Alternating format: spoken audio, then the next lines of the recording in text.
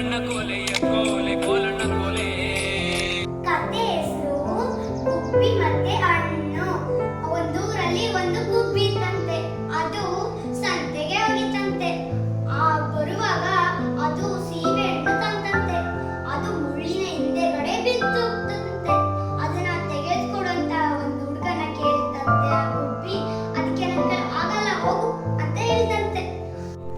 ಅಮ್ಮ ಅಮ್ಮ ಅಮ್ಮ ನನ್ನ ತೋಳಿಗೆ ಹಚ್ಚು ಸಣ್ಣಗೆ ಬೆಳ್ಳಿ ಪಟ್ಟಿ ಕಟ್ಟಿ ಅಕ್ಕಿ ಮುಖ ಚುಚ್ಚು ಅಕ್ಕಿ ಮುಖ ಚುಚ್ಚು.